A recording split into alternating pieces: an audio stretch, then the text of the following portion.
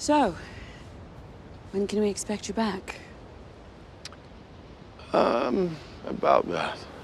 Thor, your people need a king. No, they already have one. That's funny. What will you do? I'm not sure. For the first time in 1,000 years, I have no path. I do have a ride, though. Move it or lose it, airbag.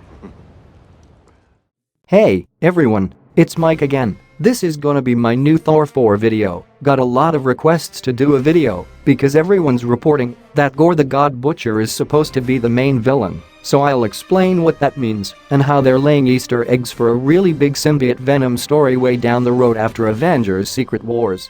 Remember when we saw the Infinity Gauntlet in Odin's vault way back during Marvel Phase 1?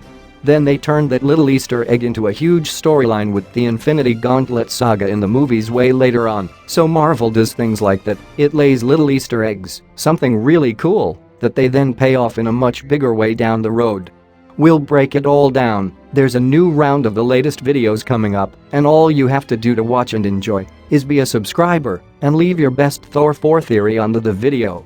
The theory goes like the following: who is Gore the God Butcher? Most of you probably are at least a little familiar with the character from the comics, but he's just a member of a lesser race of aliens living on a backwater nameless planet that no one cared about. His race wasn't particularly advanced, they were very religious, they would worship gods.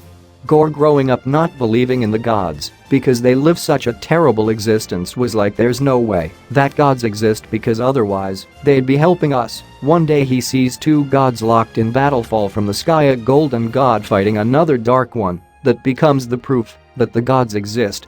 His reaction was, wow, there are actually gods, but then he gets really angry because he realizes that there have been gods this whole time and they haven't been answering their prayers. The gods don't care about us was his reaction.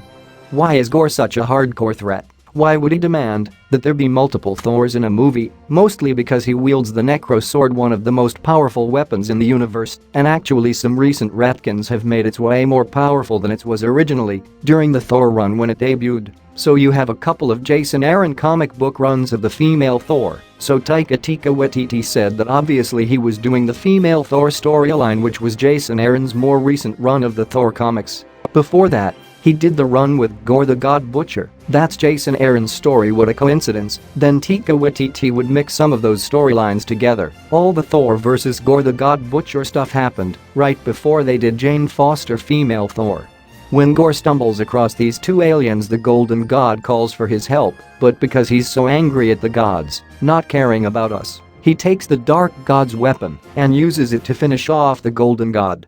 This is him off on his quest, but when he picked the weapon up he found out that it was alive. It's the Necro Sword, so it forms this shell of armor around him. It allows him to reshape the material into weapons, a sword mostly, which is why it's called the Necro Sword. So that is your really important Infinity Gauntlet style Easter egg that becomes much bigger later in the comics. Remember that the Necro Sword is alive and has symbiote-like property. Gore's mission is why he is such a terrible threat and why it would require multiple Thors, so he wants to kill all gods in the Marvel universe. That is a huge threat.